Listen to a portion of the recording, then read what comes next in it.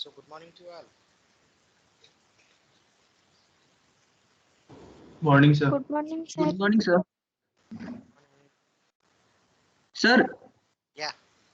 Sir वो पिछली slides आपने नहीं शेयर की हैं sir. Yes. I have not shared. I'll be sharing today. I will share all the lectures. Last week 3 plus today's lecture also. I will do it. I hope everybody is vigilant about your attendance status. I have uploaded all the 3 classes. So please have a look into it. Okay. So in the last class, we were discussing about soil exploration and site investigation. So let us try to continue the same thing. Let us try to further understand how to explore the soil, how to investigate the soil, or else alternatively, so how to collect different soil samples from various depth below the ground surface. In the previous class, we were discussing about some kind of a techniques like a trail pits, or wash boring, auger boring, percussion drilling, so on and so forth. So these tests are basically meant for either collection of the soil sample using the split spoon sampler or shell by tube, or to collect the disturbed sample, that is by trail pit method. And we also understood how to make a borehole into the ground, so up to the desired depth. So for that purpose, either we can adapt either wash boring or percussion drilling or rotary drilling, depending upon the soil type.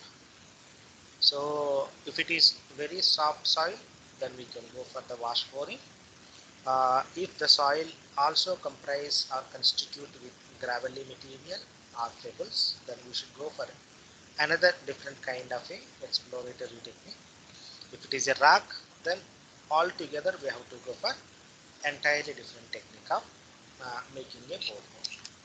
So that gave a little idea how to make a borehole and what kind of a technique shall be selected. But of course, whatever we have discussed is very skin depth. So for further details, you must refer to either any foundation engineering standard. But this is a minimum knowledge. Now, today let us try to understand, in addition to the boring techniques, so now there are another kind of a techniques. Those are called as a penetration test. Fundamentally, there are two variety of penetration test. One is called as the standard penetration test. The second one is called as a cone penetration test.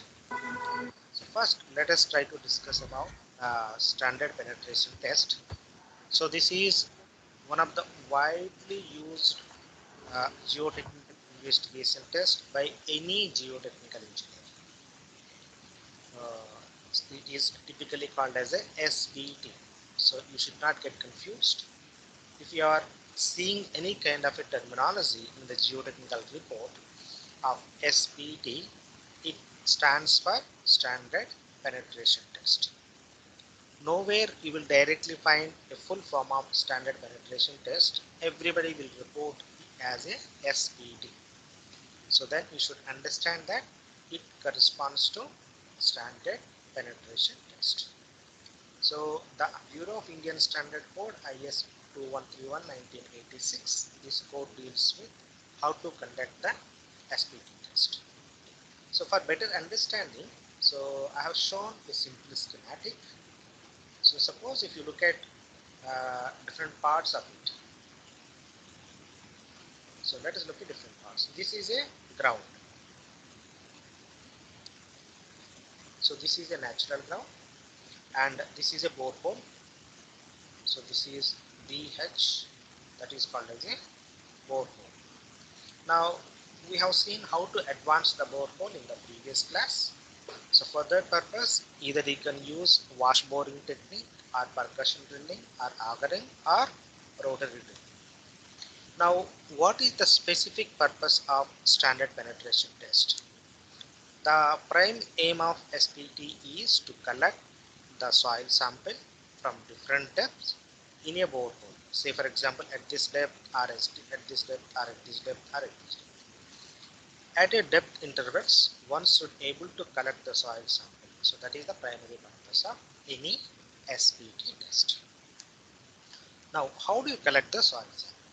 So for that purpose, again, we use uh, sample collectors. Those are split spoon sampler or shell by tube. Any one you can use it. Here we can see the split spoon sampler is hatched with the blue color, and inside this is a hollow tube. So therefore, when you penetrate this split spoon into the soil sample during the driving, the soil sample will be grabbed inside the split spoon, and when you take out this entire split spoon to the ground surface, that also grabs the soil sample inside it, and thereby it brings the soil sample from a particular depth to the ground surface. So that is the main purpose. Now, the chief mechanism is how to drive the split spoon sampler at a particular depth. So for that purpose, you have to use a hammer of 65 kilogram weight with a falling height of 760 millimeter. As you can see, the arrangement of hammer and free fall. So this is done at any depth of borehole. So there is no constraint on it. Okay. The only constraint is at what depth you want to collect the soil sample. That's it. So usually the SPT tests are conducted at a depth interval of 1.5 meter to 1 meter. So minimum is 1.5 meter. Now how do you conduct? So when I say driving of a split spoon sampler, what should be the minimum driving depth? So the minimum driving depth is around 450 millimeter in 3 stages. So each stage consists of driving 150 millimeter. However, although by using 65 kilogram of hammer with a free fall of 750 millimeter, we drive the split spoon sampler for a depth of 450 millimeter, but for the purpose of measurement, we only consider 300 millimeter. 300 millimeter. So I will show the animation of how SPT is conducted in the next slide. Now, you need to if you need to understand what do you mean by SPT, the SPT is designated as how many number of blows are required to drive the split spoon sampler for a penetration depth of 300 millimeter using 65 kilogram hammer with a free fall of 760 millimeter height. So that's what is the definition of SPT. So usually the SPT is designated with a specific, that is N. So this N always refers to standard penetration number, SPT. Again I repeat, if anybody is asking how to define SPT, the SPT is defined as the number of blows are required for penetration of split spoon sampler to a depth of 300 millimeter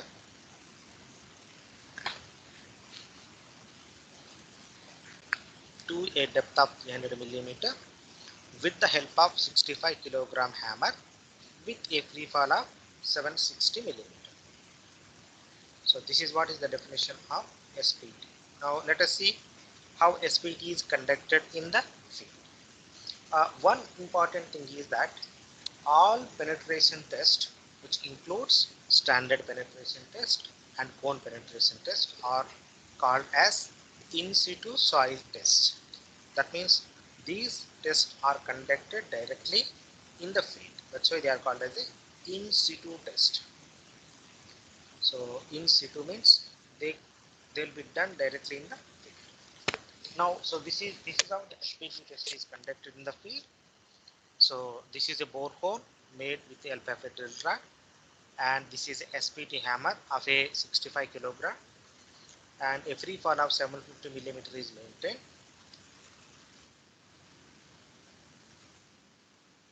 You can see. So this is how the split spoon sample is driven into the ground. Now, as I told, the total penetration depth is 450 millimeter. So that will be done in 3 stages: 150 plus 150 plus 150. So how many number of blows are required for a penetration of 150 is called as N1. First 150 is called as N1.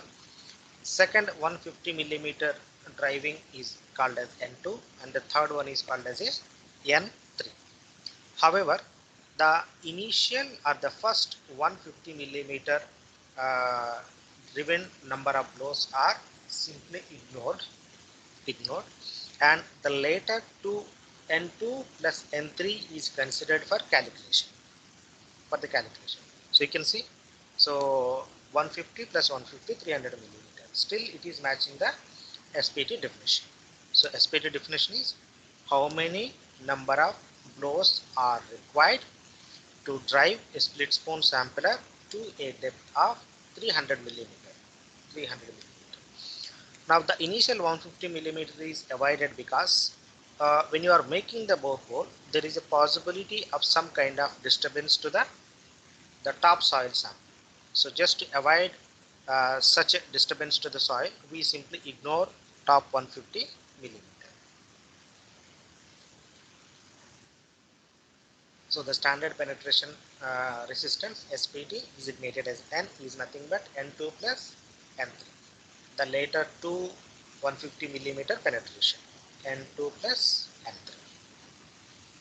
So this is a definition. Number of blows for the first 150 millimeter penetration is disregarded due to the disturbance likely to exist at the bottom of the drill hole, because the borehole technique is either wash boring or percussion drilling or road.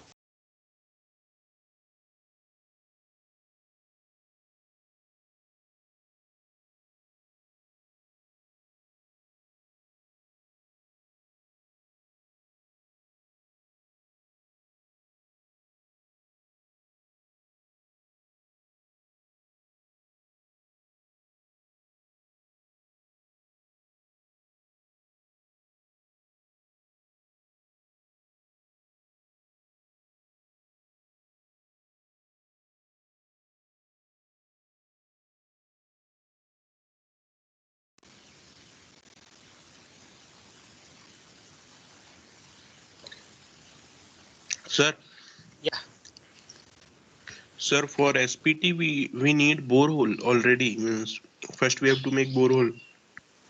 no, SPT test and borehole are done simultaneously. Sir, once again, See, for example, you need to collect a soil sample from a depth of 5 meters. Just imagine.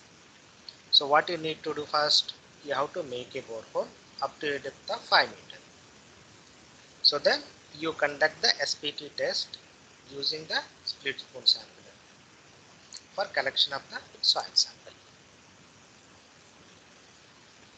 So when you conduct the SPT test, you drive split spoon sampler into that borehole for a depth of 150 plus 150 plus 150. Ignore first 150 and consider sir, the can number. you explain once again, sir? I didn't understand. Means, sir, if we wanted the soil sample at 5 meter, then we have to first make a borehole at 5 up to 5 meter. Correct. Up to a depth of 5 meters. Then what you Sir, do, say for example, say make for then again. see this is the borehole. Okay, so this hatched with the red color is a borehole. Say for example, you want to collect the soil sample at this depth. Say this is at 5 meter. What you do now, you stop the borehole advancement. Then you take the split spoon sampler, attach it to the SPT rod. So this is SPT rod. Attach it to SPT rod. Okay, and insert at a depth of 5 meter. Insert at a depth of 5 meter, and you drive this split spoon for a depth of 300 millimeter. For 300 millimeter. But when you are driving, you are counting how many number of drops are required for driving 300 millimeter penetration. Sir, but sir, if there is a borehole, then how the sir then there will be no soil, sir, below 5 meters, sir. Why?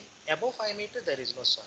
Below 5 meter Yes, there, sir, but in this diagram, no, you forget okay, about sir, the bore hole is up to 5 centimeter only, 5 meter only. example I'm saying. You can collect at any depth. So that's what I'm saying. For example, say, let us look at these statements.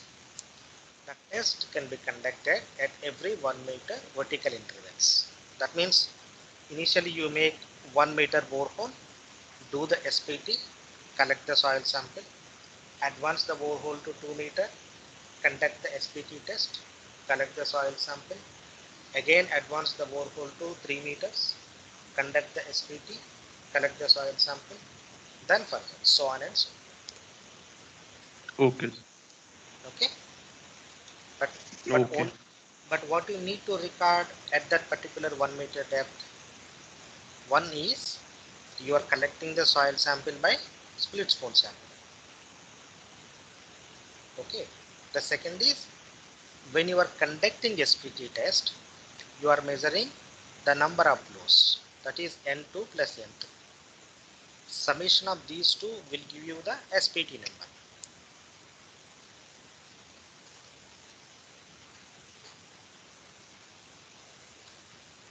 Understood?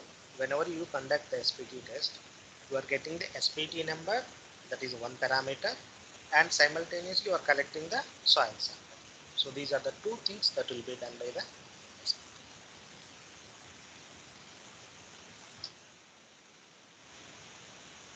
So this is a repetition. So count the number of blows required for 300 millimeter penetration.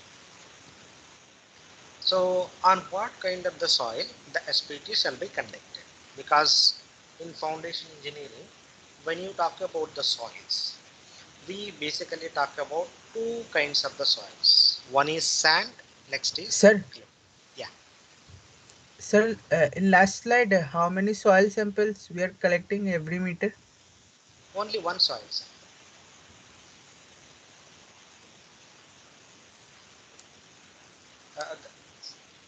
In a given borehole, you can collect only one sample. But for that particular depth, say for example, your aim is to make a borehole of 10 meter. That means you can able to collect 10 number of samples with an interval of 1 meter.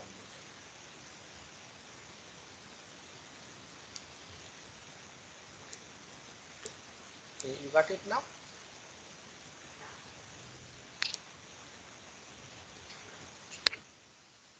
No, sir. Like for every meter, there is two samples now.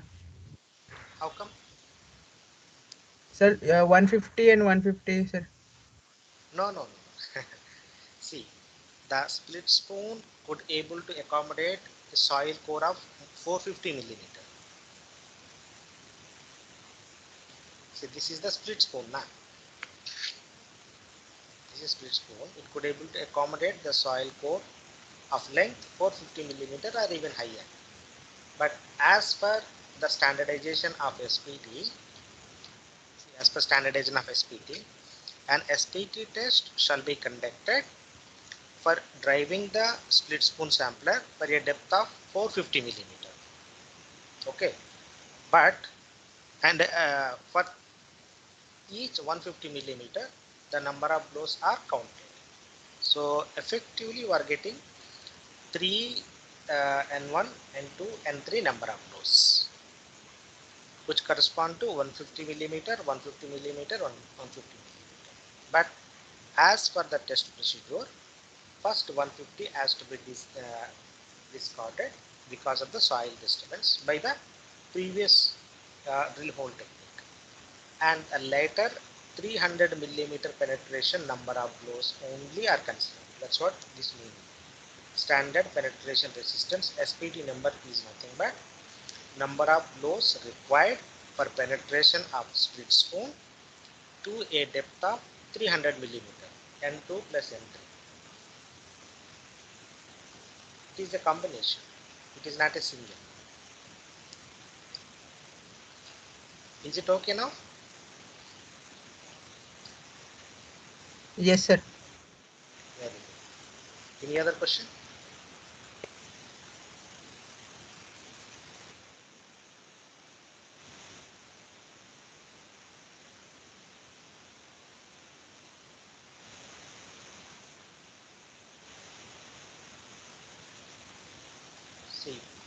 See, you can observe in this animation also.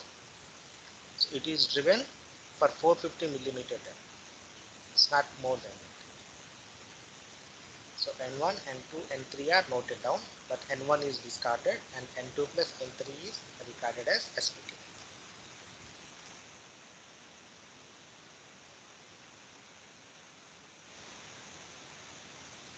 Okay. Now, when you deal with the foundation engineering, so we deal with two variety of soils. One is granular soil, next is cohesive soil.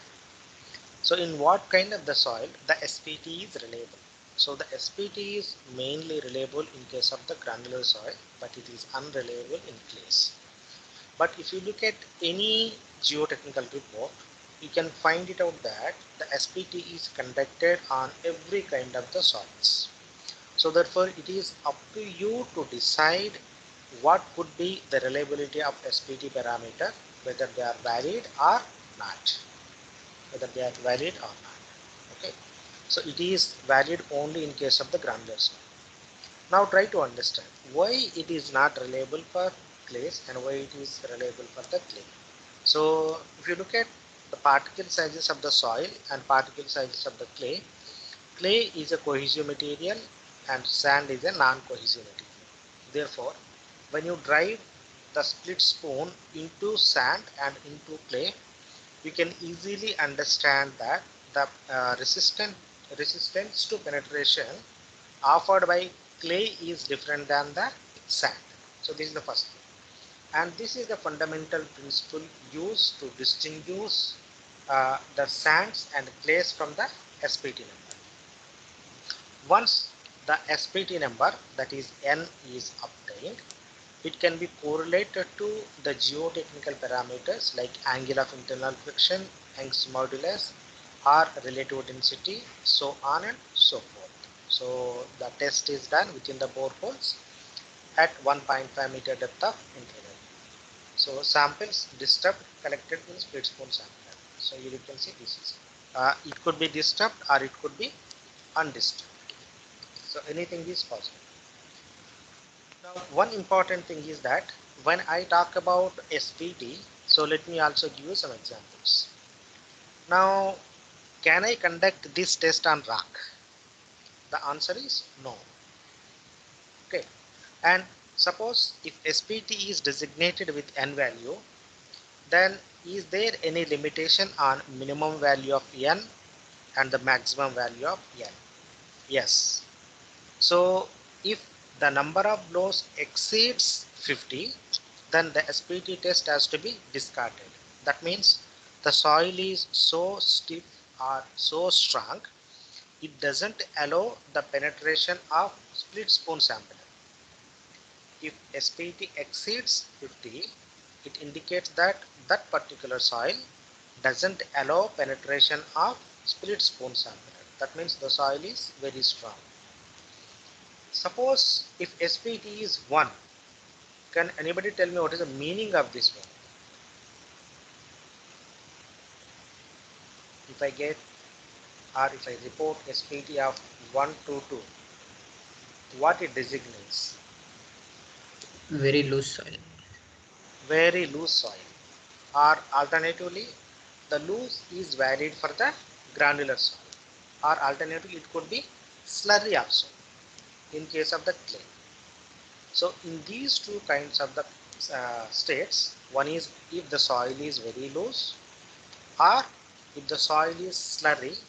In these two cases, you will get least value of SPT, that is 1 or 2.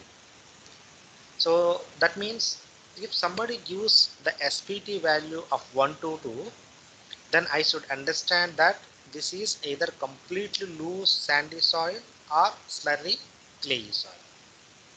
Now suppose if somebody designates SPT of 20, it indicates that the soil is medium strong or okay. So mediumly consolidated, whatever. But if it is exceeding 50 means the soil is so strong, it is offering immense amount of the resistance. So it doesn't require any kind of a test. SPT. So this is how we should able to understand or infer the SPT. But there are other limitations of this test. Now SPT test is conducted within a borehole. Suppose this is a borehole. So this is a ground surface and this is a borehole. So the borehole. Say for example, an SPT can be conducted at a depth of 5 meter, okay, or at a depth of say 30 meter. At a depth of 30 meter. So do we try to distinguish the efficiency of the SPT at 5 meter and 30 meter, or do we consider it as uniformly that the energy transfer is remained same for applying the number of blows at 5 meter and 30 meter? So usually it is not same. You can understand how much potential energy is required at 5 meter depth, at 30 meter depth. So therefore, in order to normalize the SPT number, people have recommended some kind of a correction factors. So what are those correction factors? So here you can see, first when you conduct SPT under in situ condition, what we get is capital N. Capital N. Now suppose when you are conducting this test in the borehole, there are other interferences like the borehole diameter, because the borehole diameter can vary from 50 millimeter to 150 millimeter. So the question is, will all the diameter interfere or no interference? Okay, will all the boreholes allow transfer of the same amount of energy?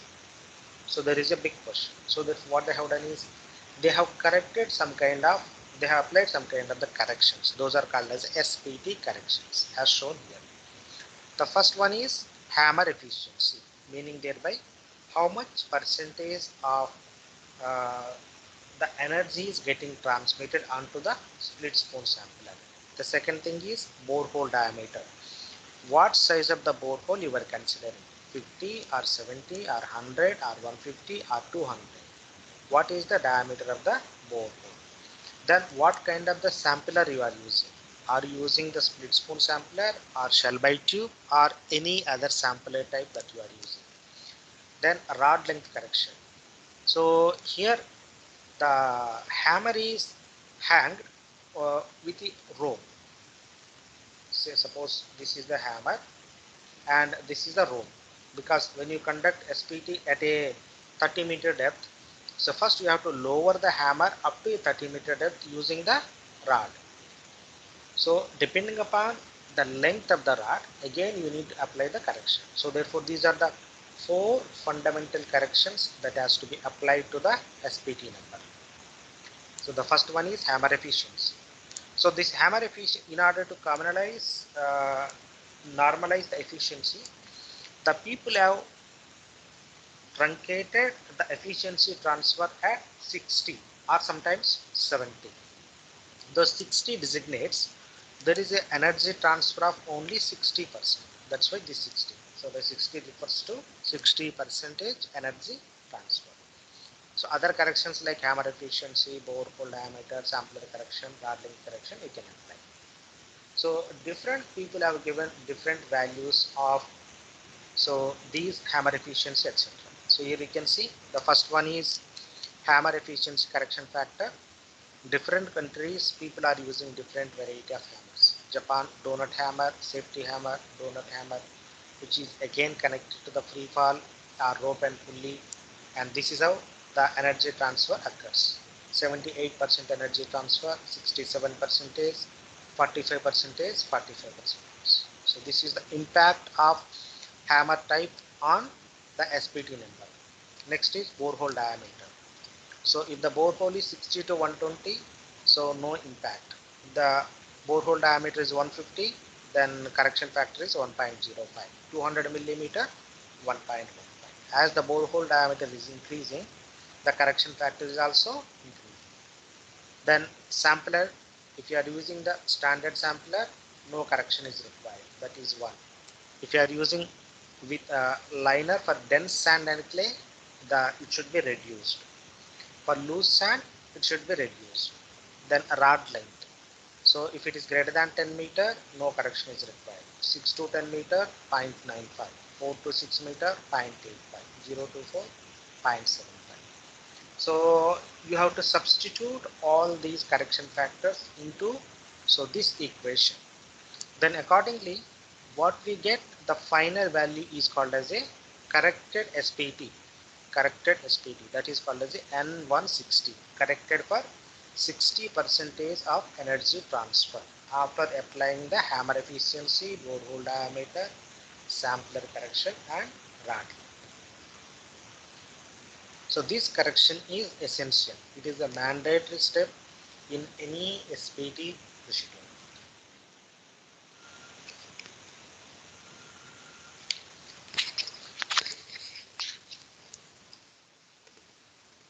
So having understood this one, now another important correction is also required. See, for example, uh, when you make a borehole, say this is the borehole. So this is the ground surface. This is the ground. Say for example, I am conducting the SPT test at a depth of 10 meter. At a depth of 10 meter. Just imagine. So this is the soil on which you are conducting the SPT.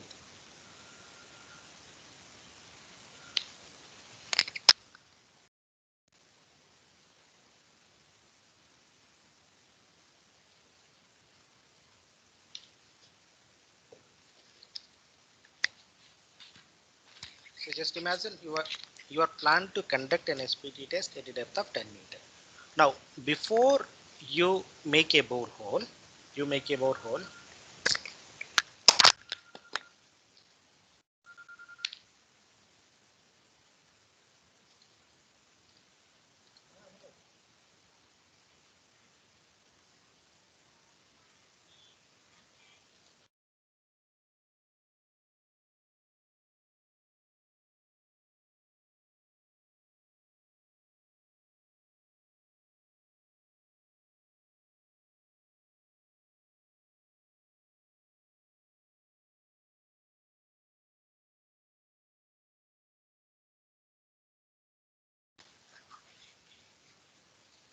sorry. Say for example, you are planned to conduct an SPT test at a depth of 10 meter. Now before you are making a borehole at a depth up to a depth of 10 meter, the soil sample at a depth of 10 meter is subjected to an overburden pressure of gamma times of H. Gamma times of H. The moment you make a borehole, so this overburden pressure is completely eliminated. Okay, that means it was no more subjected to this overburden pressure. But with the moment you remove the overburden pressure, this soil sample is under different stress condition. So therefore, when you conduct SPT test with overburden pressure and without overburden pressure, so definitely there is some change in the value of the SPT. So therefore, that SPT value must also be corrected for another parameter, that is called as a effective overburden pressure. So here, suppose say that is incorporated in the equation in the form of a correction factor, that is called as a CN. So factor incorporated for effective overburden pressure. So where N60 is N value obtained from the field. In fact, this CN can also be multiplied with the N160, which has been shown in the previous slides. So these are the different equations proposed by the different people to account for overburden stress. So Leo and Vitamin, so 9.78 square root of 1 by delta sigma dash, as you can see in these equations. If you look at any of these equations, there is one common factor that you can determine or notice is sigma naught dash. That is, what is the initial effective overburden stress at that depth? Sigma naught dash, sigma naught dash, sigma naught dash, every time. So you can use any one of these equations to compute the correction factor for overburden loss. So that is up to you. So now once we obtained the SPT value, then how to understand or how to interlink this value with the soil type. So people have done enough research on this one and they try to correlate the SPT n value with the soil type. For example, if n value is 0 to 2, then very soft soil. And how do you identify the soft soil? The visual identification, thumb can penetrate greater than 25 millimeter.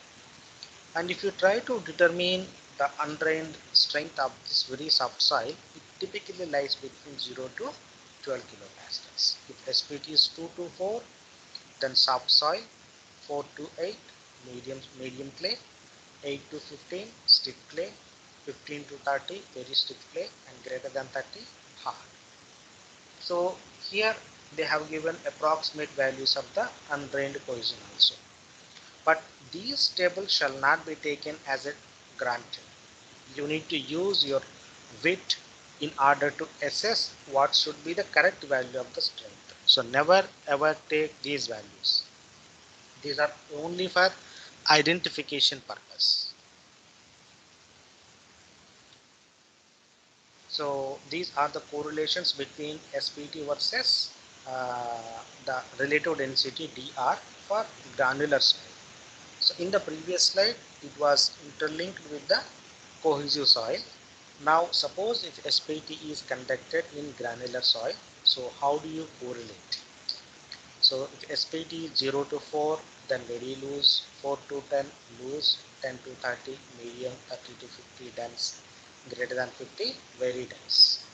So which is also use this much amount of relative density.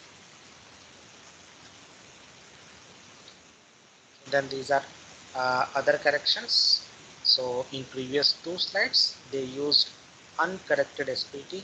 The people also try to correlate corrected n value and corrected with compactness, with relative density, and with angle of internal friction.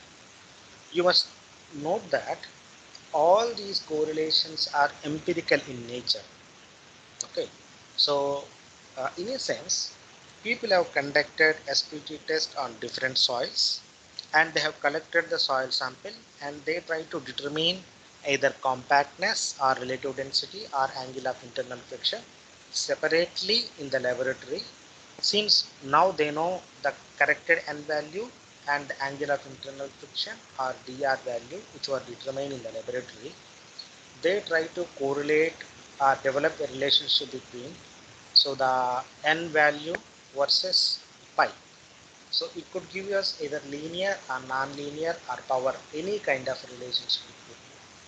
So using Sir, what those is n corrected? n corrected means see for example, so here we have discussion now. So this n160 is called as a n corrected blow count. So n No, sir, is but in some places it is written not corrected for overburden pressure. What is meant by that? see, when you conduct any SPT, what you get directly from the field is called as a n. Okay. Now, if this n is corrected for hammer efficiency, borehole diameter, sampler correction, as shown in this equation, and you will get the corrected SPT value. Okay, but this is not totally corrected SPT value. This is corrected for these four parameters. There also one additional correction factor is required, that is overburden. That is overburden here. So this overburden correction factor. Okay. Okay, so even if after applying the overburden correction factor, what you get is again the corrected n.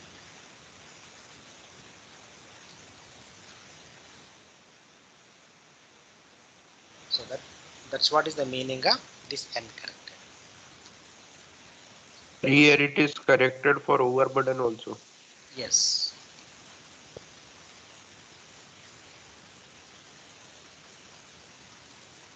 So you can correlate with the soil properties either uncorrected n value or corrected n value, anything. So as I told you, so these are the kind of empirical correlations that people have proposed depending upon the soil type that they have dealt with when they conducted the SPT test. So dr is relative density with SPT value. It is up to them corrected or non-corrected. Okay, so these are the different empirical equations. So that's what all about the SPT test. So in addition to SPT, we very often conduct another penetration test that is called as a cone penetration test. When you talk about the cone penetration, two variety of cones are available.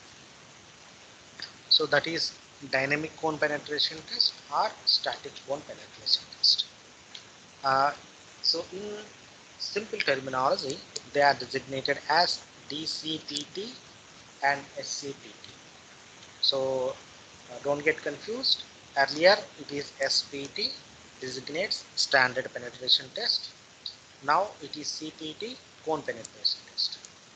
Within the cone penetration, again there are two variety of tests, dynamic cone penetration test and static cone penetration test. A simple understanding is DCPT test is conducted quite similar to SPT. So here also we use the hammer. But how DCPT is different than the SPT? In SPT, the split spoon sampler is driven into the ground. While in DCPT, instead of the split spoon, a cone is driven into the soil mass.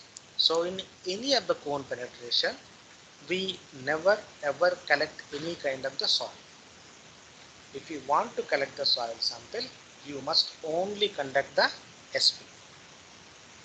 So in case of the DCPT, instead of the split spoon, we drive the cone.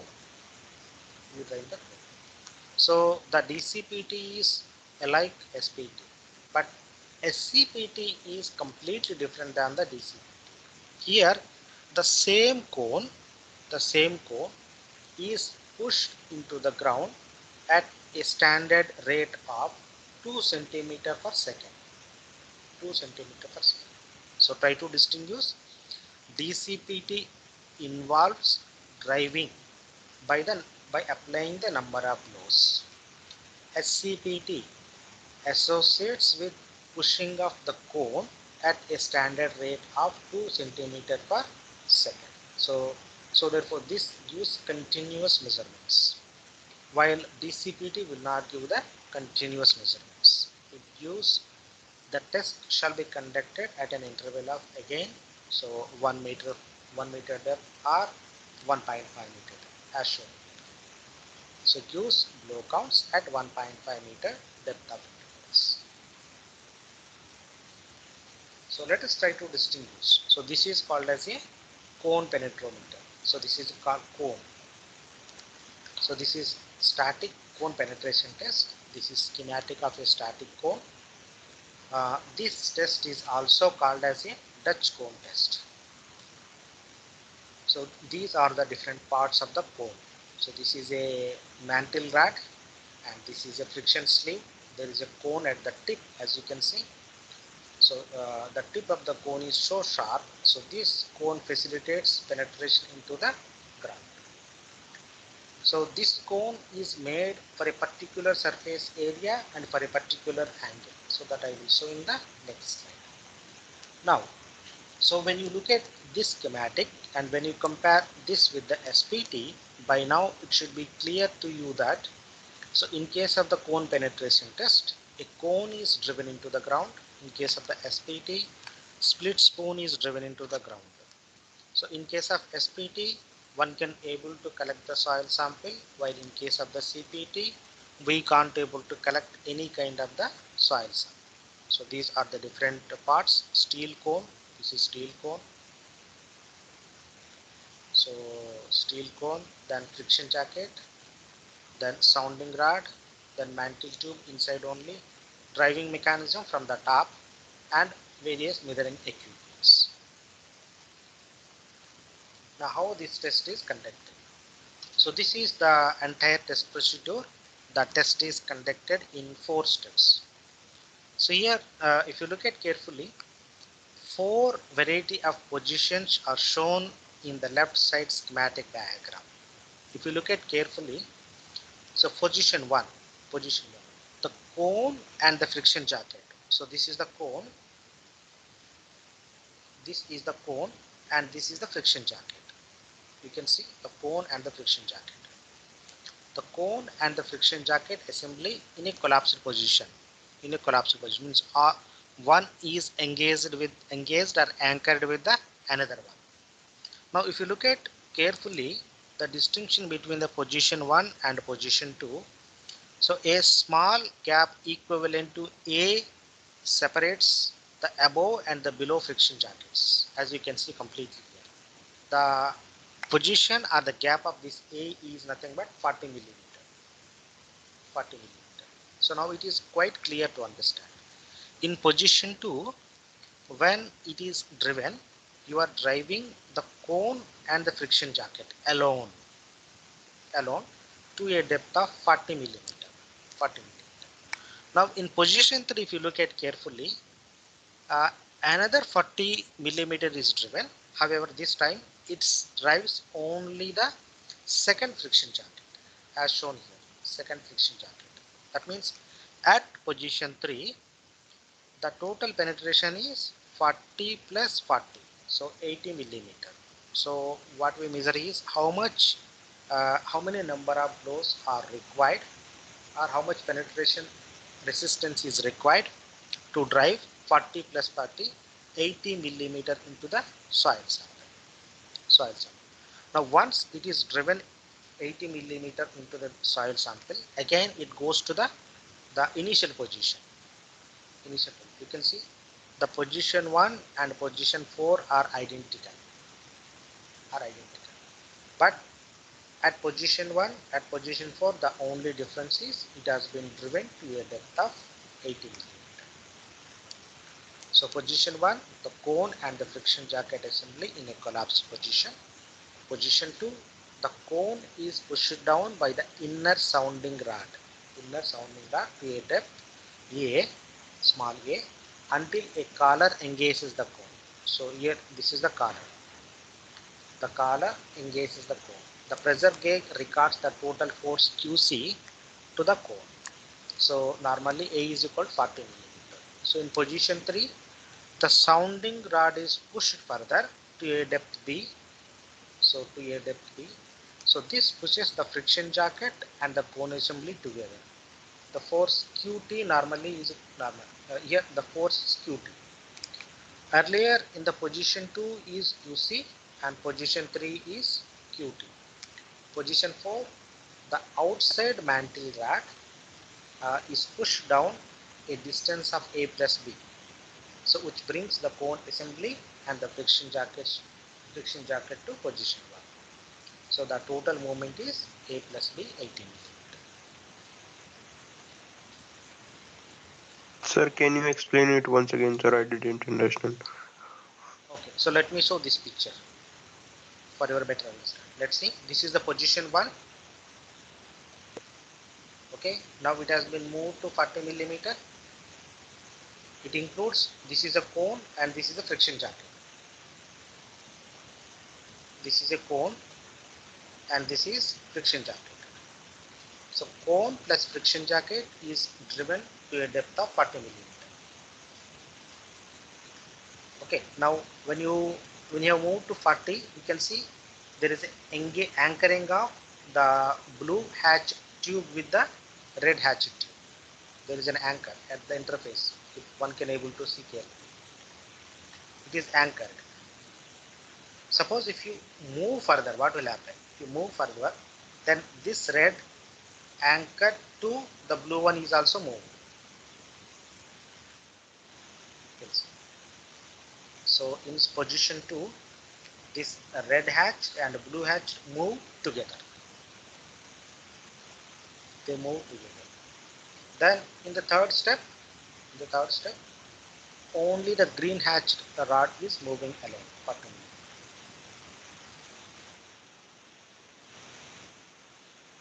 So in the last step, so it again goes to the position.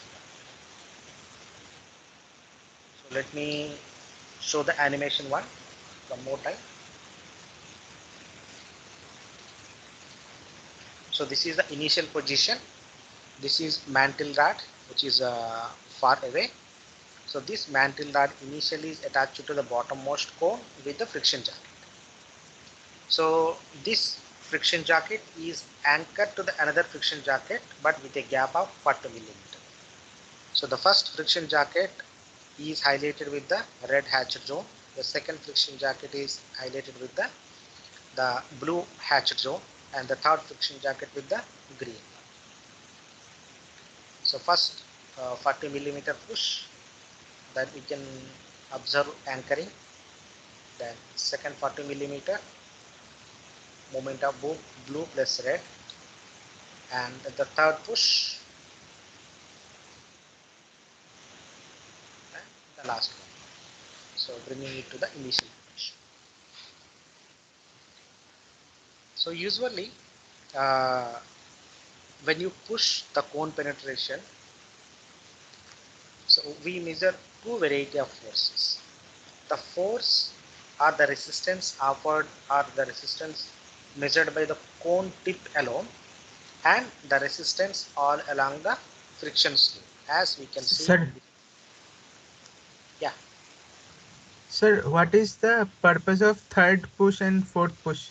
Because it is not causing any means total is 80 millimeter only. Like, Yeah, total 80 millimeters. Suppose if you not bring to this position, then again you will not further, there is no further penetration now. Unless you bring it to initial position, then you can't able to conduct the SCPT test.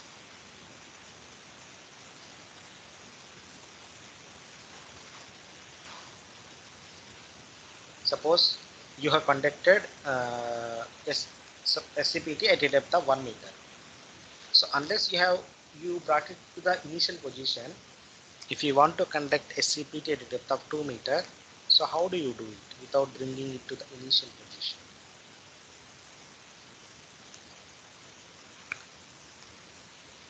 So that's why the last step is exercised only to make it to initial position. That's it.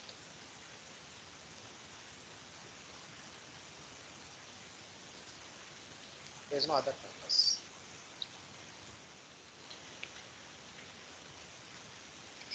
So anyhow, I will stop it here. So we can discuss about these things in the next class.